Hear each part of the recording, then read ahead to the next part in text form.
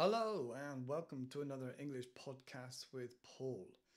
Okay, if you're new here, thank you, welcome. Please take a seat, get comfortable. And if you're returning, a regular listener, then thank you very much. Let's dive in. Okay, so I want to try not to be a little bit too passionate and excitable this time. Sometimes a bit excited, sometimes a bit angry. But that's the thing about natural native conversation. You know, we are human, and expressing those humans' emotions and feelings is about what we are, you know, like I said, being human. So what I want to discuss this time is something a little bit more difficult to articulate. And that would be, like you've seen in the title, about being influenced, about being manipulated. Now, the word manipulate seems a bit harsh, a bit strong, a bit aggressive. So the word influenced, as we've all seen, is much more palatable, much more enjoyable. Okay, so the word palatable, it means something that you're able to take and not be too objectional about it. You know, maybe like an office would have very gentle colors, or a waiting room would have gentle pastel colors. All right, it's a bit more palatable for your body to take. You know, so not to be too objectified. Right. Okay. Palatable. So influenced. You're not being manipulated. You're being influenced. It means you have your own freedom of choice. Now, is that really true? Now, that depends on how strong an individual you are.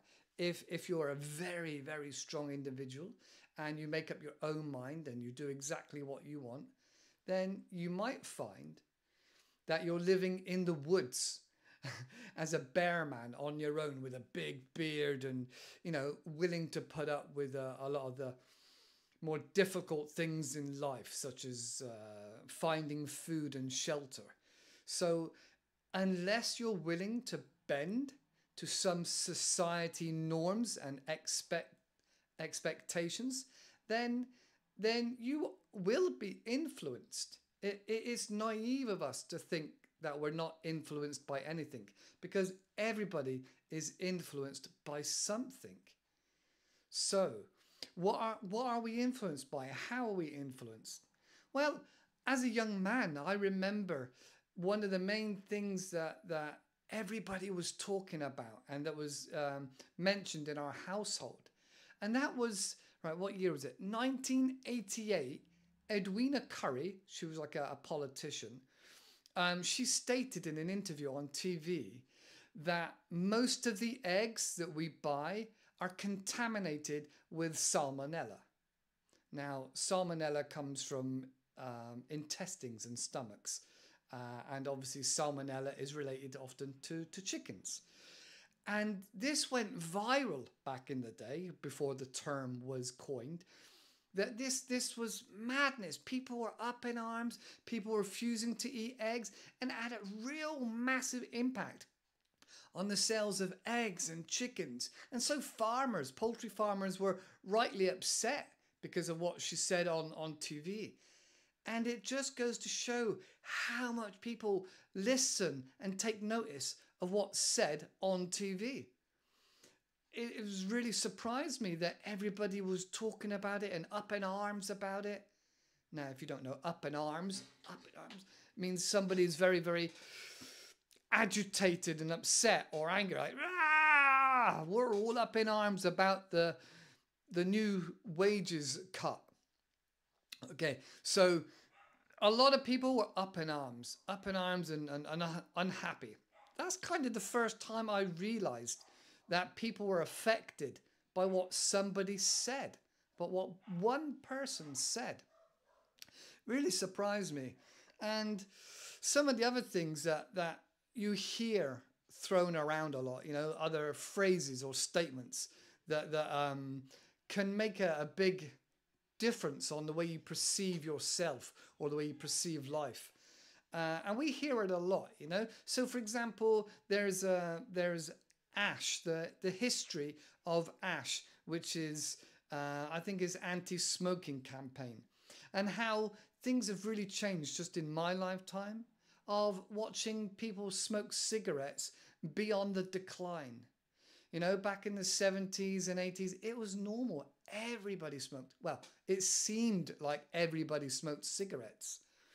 And then over the decades, and obviously there was a lot of law and health. So I think there was quite a few people pushing the governments and getting scientific studies and research just to show you and tell you the truth about cigarettes and what it's doing to your body. Now, the government were very slow to pick up on this. And that may well have been because the government were making a lot of money on taxes from cigarettes and tobacco and things like this. So over the years, it took a long time to build up a lot of argument and a lot of statistics and studies, scientific studies, you know, that doctors and researchers were really building up a lot of weight. And that slowly got poured into the mainstream and the government. And then slowly, a lot of people's mindset and behaviors and habits started to change. Like now in the UK, you can't go into a pub and have a cigarette or a smoke or a cigar. You can't go into a restaurant. And even to the fact now, you cannot smoke in your car if you have children in the car. You cannot smoke in a company vehicle, whether that's a lorry or a company car. And so the government has now had a really broad and blanketing meaning like right the way across over lots of things, a blanketed statement of smoking is not acceptable in indoor places. Even if you own your own shop, you're not allowed to smoke in there if the public go in there or if other employees are in there. So that's quite interesting. Lots and lots of factories have to make an outdoor smoking area specifically for those small minority group of people that smoke. And there's legislation on how this shelter can be built. I think it's no more than 3 sides. So you're still a bit exposed to the elements. So the government has had a big impact on the influence of people's behavior, because now, in this day and age, many people have given up smoking, don't smoke at all. So that's one of the biggest and obvious examples of behavior being modified, influenced, as you will. Often now you hear about how alcohol is really bad for you. Alcohol ruins your liver. Alcohol does this. Alcohol does that. It seems like we're listening to a lot of people now. We're kind of taking a bit more on board about our own health and being careful. So alcohol is something that's been bandied around a lot, said a lot to different people. Also arguing with your partner, arguing at work, being an argumentative person can have a toll on your heart, and the stress level and the cortisone levels in your body can really have a big influence on your lifespan and your health and your mental health. What else? Meat. Everybody's talking about meat these days. Vegans, vegetarians, studies in this book and that magazine, and your favorite celebrity doesn't eat meat because it's bad. Meat-free Mondays. All these words and studies and influence, all pushed to express to you how bad it is to have meat or dairy. So this is happening a lot. So we've got alcohol, we've got cigarettes, we got meat, and now it's sugar, insulin. Now it gets so crazy to the fact that people are saying fruit is bad for you and smoothies are bad for you because the amount of sugar. Now, I'll get on to understanding your body later on, but when people are telling you fruit is bad for you, it's kind of thinking, well, what's right and what's wrong? I don't know now. It's so crazy. And misinformation. We'll get onto that in a moment as well. There's just so many things. You know, that minimalists now and schools are trying to move away from technology.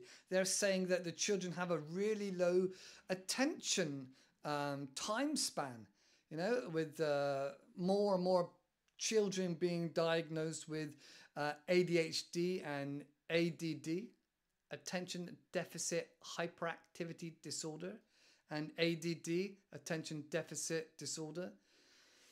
So that is being, all these children being diagnosed with these things. Now, that's a whole nother video. We could talk about that. So there seems to be so many people saying this is bad, this is bad, this is bad. Carbohydrates, sugars, sugary drinks, Red Bull, Monster drinks, all these sugary drinks to keep you focused and energized so you can work harder, work longer, work, do more work. That's the way to win in life. Do more work, work hard, be hustling, hustle culture, you know, work. That's going on one side. And then you hear the other side of the argument where people are like, nah, it's all about work-life balance. If I don't balance out the work, then, you know, I'm not going to get to enjoy my life. I don't want to die in the office when I retire and things like that. So you've got all these people shouting at you. What else we got? No more coal fires. Now in Britain, I think there's been a tax or there are a ban on specific types of coal because of the CO2 carbon footprint. And that's another whole topic, carbon footprint. Non-bio washing powder, plastic bags now costing 10p. Having 2 cars in your household and how that's really bad for the environment. Electric cars are the best cars to have. No tax on your electric car. But if you've got an old car, especially an old diesel car, you get taxed the highest. You can't go into London with a high mileage, older diesel car because you'll get charged so much. You must have heard of the ULEZ, ultra low emission zone in London. They're having something similar now in a lot of the other cities. Also in Bristol, which is close to where I live. Again, more taxation on older vehicles to get you buy a newer vehicle. But these newer vehicles are powered by batteries. But batteries still take electricity from the electric grid. The electric grid that we have in our country is run mostly on coal and nuclear power, and a small percentage on renewable energies. So we're still using coal-fired to charge the electric car.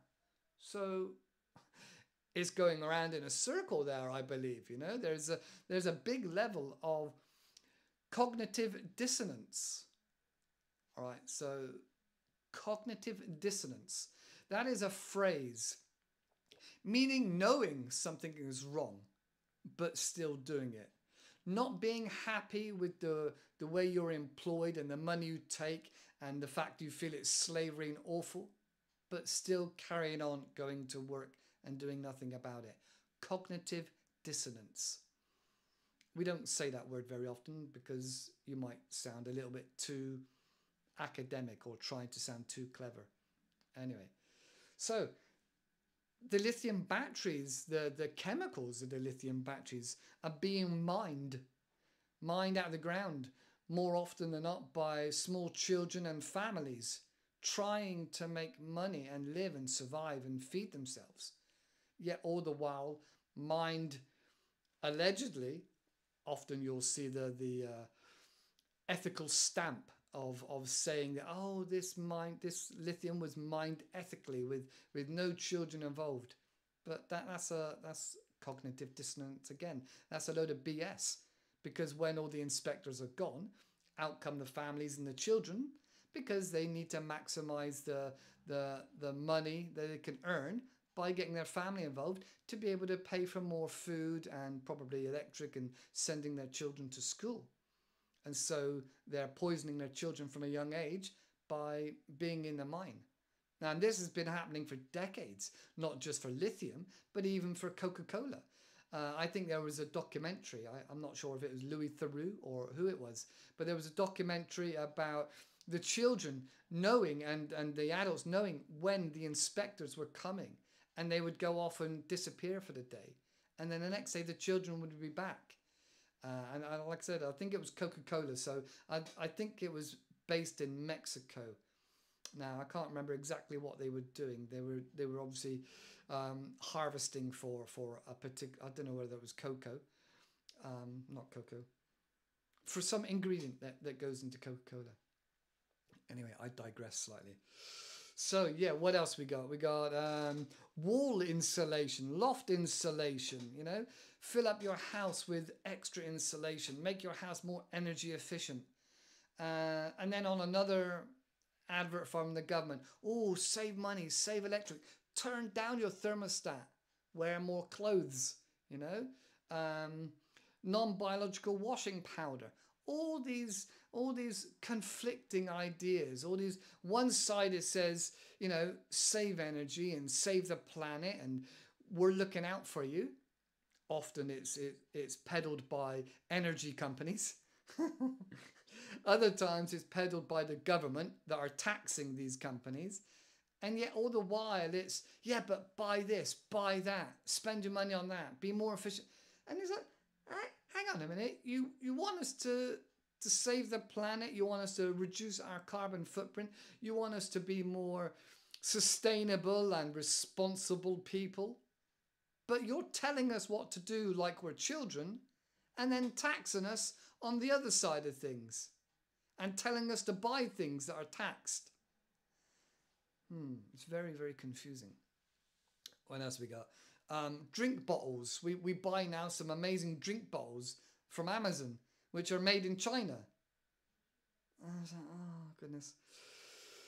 Okay, well, have I missed anything? I've got some notes here. Have I missed anything? Arguing millimeters, schools, yeah. 2 cars, plastic, non-bios, loft insulation, lithium batteries. It's crazy. It's crazy. And the last one I got here is the right to buy.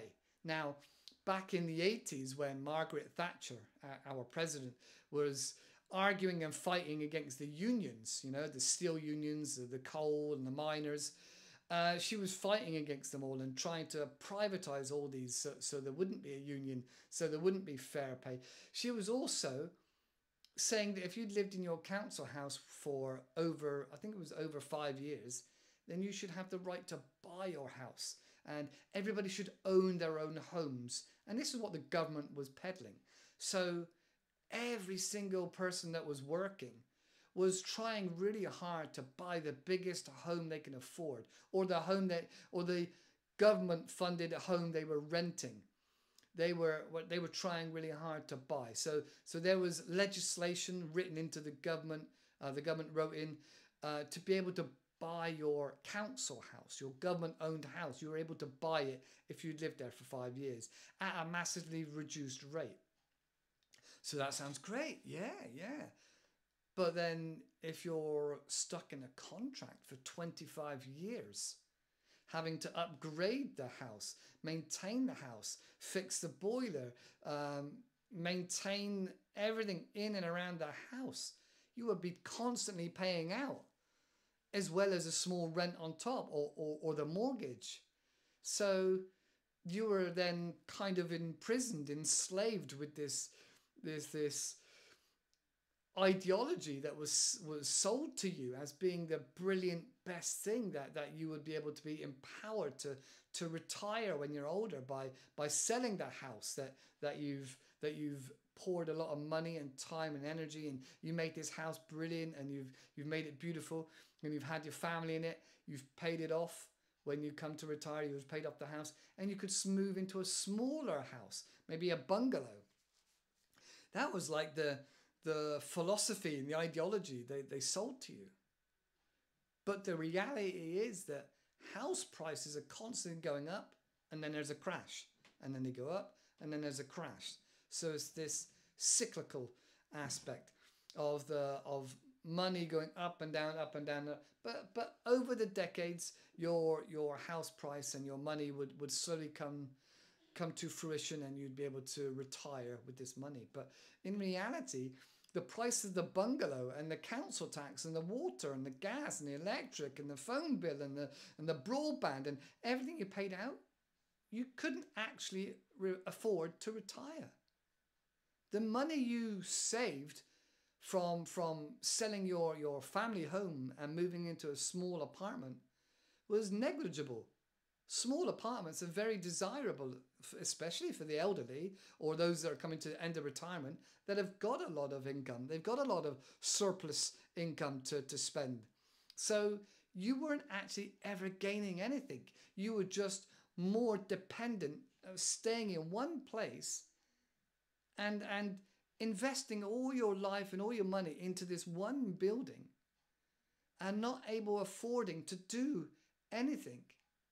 So that was the ideology. That's the truth of the ideology. If we look at it now, many millennials or young people would say, I'm not doing that. Why would I want to put all my life's money and life's savings and life's work into one building, one piece of property that can be taken away? So many young people do not see the value in it. And I quite rightly agree. There's no value in owning your own home. Unless you have a business and it's profitable and you're using that as an office or as part of a business tax expense. That's the only reason it would be profitable, or that's the only reason it would be financially smart to do that. But that's not the case. Oh, now it's time for this week's sponsor. And this week's sponsor is me. So I'm asking you nicely, it would really help if you would hit that subscribe button if you feel you're getting value from this English natural conversation that we're having. Okay, thank you. Right, so we're being influenced by the government with the taxes they charge. We're being influenced by the celebrities that we watch. Don't get me on this angel, this halo effect of celebrities and athletes. So we're influenced by the government. We're influenced by celebrities. We're influenced by social media. We're influenced by our friends and family. We're influenced by regular media and the narrative of corporate media here in the UK, like BBC TV. So there's a lot of influences going on all the time. And then also society influences.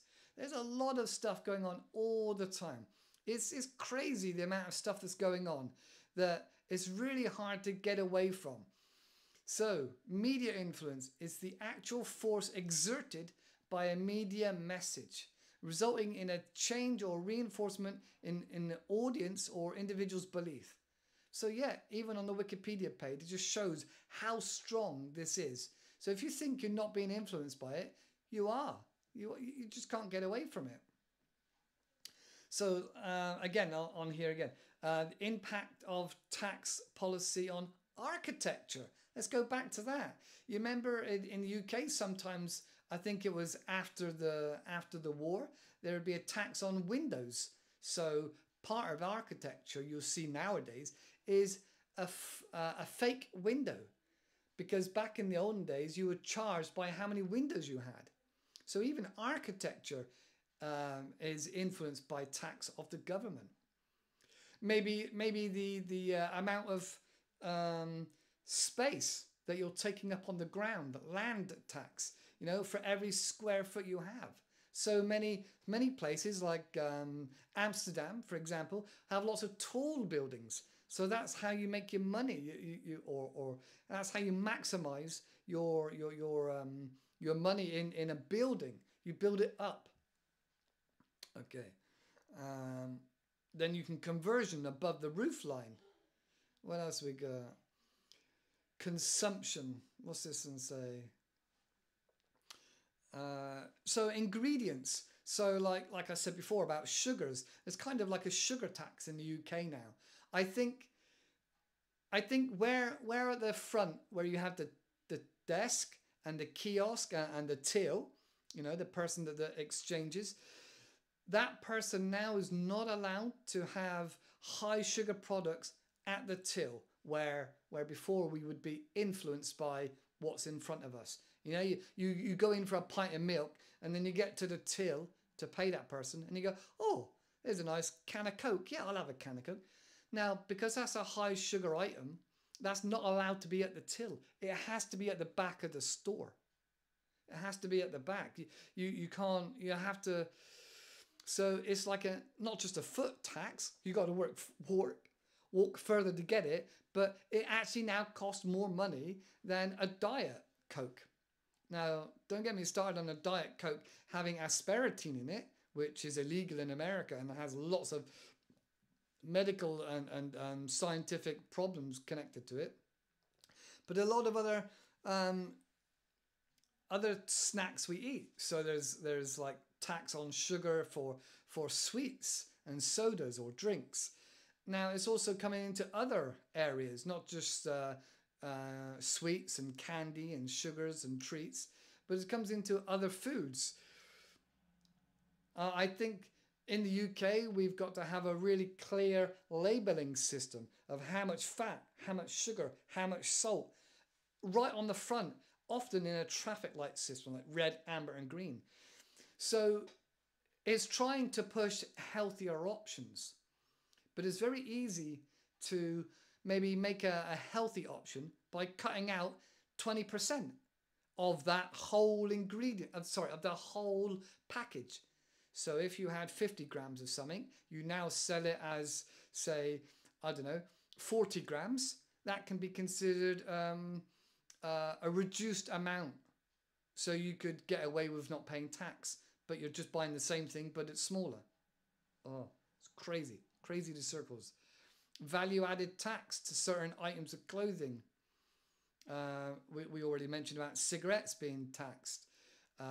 Alcohol being taxed, transporting of alcohol, road tax on cars, what we said about what cars you can drive, what cars you can't drive. Now, bicycles around the world are often not taxed. But there is obviously some legislation around whether or not you can be drunk in charge of a bicycle, but you can't often be charged with drunk in charge of a horse. Interesting. All right, vehicles. Yeah, we talked about vehicles. So yeah, that's just like from the government perspective, what we're taxed on there, what we're not taxed on, how they influence and push. And like I said, social media, regular media, family and friends. Now, one that upsets me is that if you're in a school, you can be influenced by what they make you study, what options you have to study.